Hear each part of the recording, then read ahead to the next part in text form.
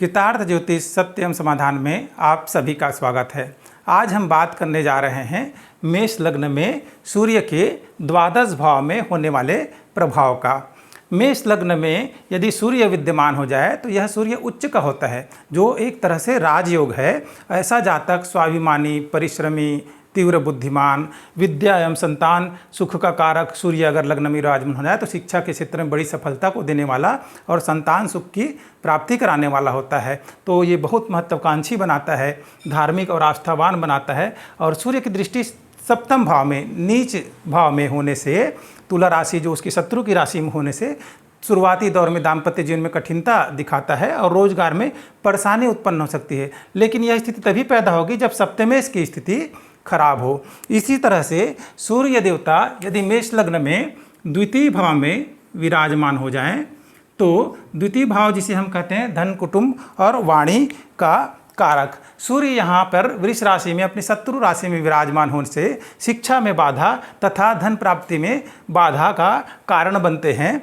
और धन, कुटुंब और वाणी तीनों की मतलब अपने घर में और कुटुंब को लेकर कुछ ना कुछ परेशानी का सामना उनको करना पड़ता है। और सूर्य देवता की दृष्टि अष्टम भाव में जो आयु का कारक या मृत्यु का भाव बोलते हैं उसमें होने से आयु तो दीर्घायु होती है, लेकिन कई तरह के बीमारियां या कष्ट उसके जीवन में आते हैं। अब इसी तरह से सूर्य देवता तृतीय भाव में, मेष लग्न में तृतीय भाव में विराजमान हो तो यह तृतीय भाव जो है वो मिथुन राशि वहाँ लिखा है। इसके स्वामी जो है बुध देवता हैं, तो ये सूर्य के मित्र की राशि है। पराक्रम भाव में सूर्य विद्यमान होने से ऐसे जो जातक हैं पराक्रमी होते हैं, यशस्वी होते हैं, बेहद मेहनती होते हैं और विद्यावान होते हैं। संतान का सुख उनको मिलता है। और सूर्य की दृष्टि भाग्य भवन में होने से व्यक्ति धार्मिक होता है, आस्थावान होता है, विदेश यात्राएँ करवाता है और माता पिता का आज्ञाकारी और सेवक होता है। तो ये सूर्य जो है बेहद यश मान कीर्ति प्रदान करने वाला होता है। चौथा घर जो है वो कर्क राशि जहाँ लिखा है, चंद्रमा की राशि में जब सूर्य देव विराजमान होते हैं मेष लग्न की कुंडली में, तो थोड़े से जो है ये जो सूर्य है मकान वाहन सुख के कारक होते हैं और माता का सुख मिलता है। क्योंकि सूर्य की जो दृष्टि है वो सप्तम भाव में, अपने से सप्तम भाव दसम भाव में होने से शनि की राशि में, शत्रु राशि में होने की वजह से जो कर्म क्षेत्र में थोड़ी परेशानियां आती हैं, उलझनें आती हैं और बेहद ही परिश्रम, कठिन परिश्रम करके उनको सफलता की प्राप्ति होती है।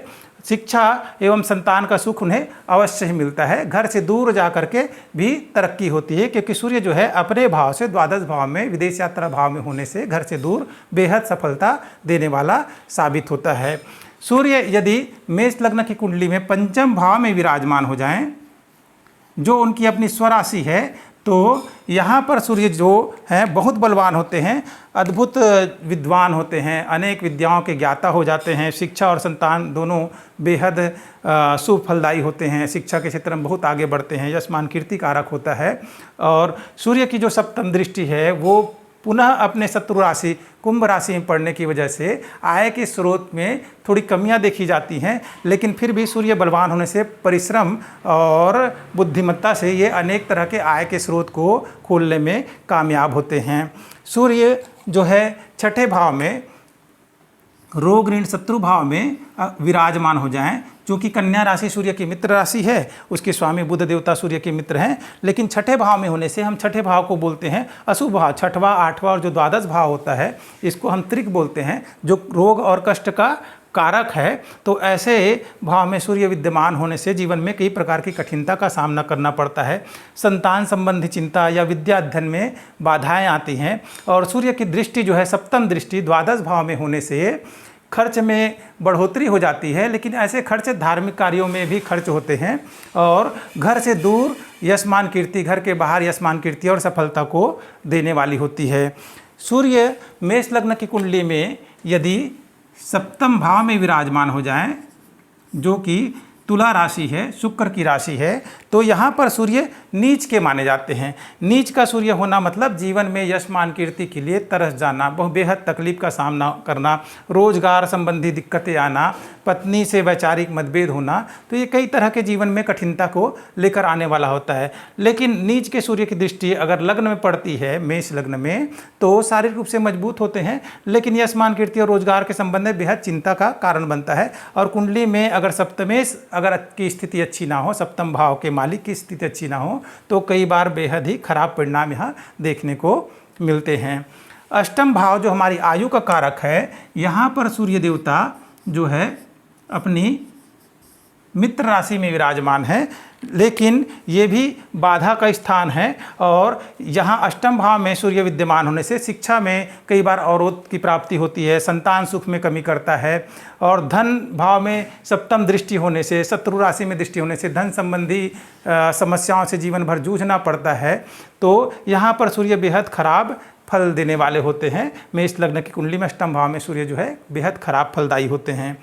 नवम भाव जो भाग्य भवन कहलाता है, यहाँ पर जब सूर्य देव विराजमान होते हैं तो ये उनके मित्र देवगुरु बृहस्पति की राशि है। और नवम भाव में सूर्य कारक भाव, सूर्य का भी कारक भाव है। तो ऐसे जो जातक होते हैं धार्मिक होते हैं, आस्थावान होते हैं, इनके पिता यशस्वी होते हैं और उच्च विद्या के कारक बनते हैं, संतान सुख के कारक बनते हैं, अनेक मतलब बेहद ही भाग्यशाली माने जाते हैं। तो सूर्य यहाँ पर बेहद बलवान माने जाते हैं, यश मान कीर्ति को देने वाले, यशस्वी जीवन, हर प्रकार की सुख सुविधा संपन्नता भाग्य के दम पर वो प्राप्त कर लेते हैं। और इसी के साथ ही जब सूर्य देवता दसम भाव में विराजमान होते हैं तो यहाँ पर केवल सूर्य को कारकत्व का फल मिलता है। दसम भाव में भी सूर्य कारक होते हैं, तो यहाँ पर सूर्य बलवान हो जाते हैं, दिशा बल मिलता है, तो यश मान कीर्ति अवश्य मिलता है, लेकिन उन्हें बेहद संघर्ष करना पड़ता है अपने जीवन में शनि की राशि में विराजमान होने की वजह से। हाँ, सूर्य की जो दृष्टि है, सप्तम दृष्टि चौथे भाव में होने से माता का सुख, मकान का सुख, क्योंकि चौथी दृष्टि जो सप्तम दृष्टि है चौथे भाव में जो कर्क राशि है वो सूर्य के मित्र की राशि है, तो घर मकान वाहन का सुख जो है वो अपने पुरुषार्थ और पराक्रम से प्राप्त करते हैं।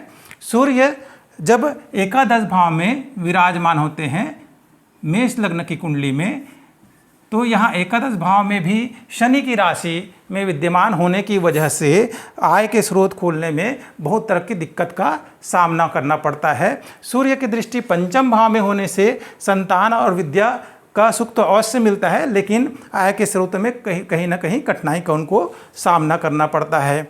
द्वादश भाव में यदि सूर्य विराजमान हो जाए जो उनके मित्र की राशि है और देवगुरु बृहस्पति की राशि है, तो ऐसे जातक जो है सार्वजनिक जीवन में सफल होते हैं, घर से दूर उनको यश मान कीर्ति मिलता है। और उनकी दृष्टि जो है छठे घर में होने से रोग ऋण शत्रु के नाशक माने जाते हैं, क्योंकि ये जो छठा घर है वहाँ पर कन्या राशि लिखा है जो सूर्य के मित्र की राशि है।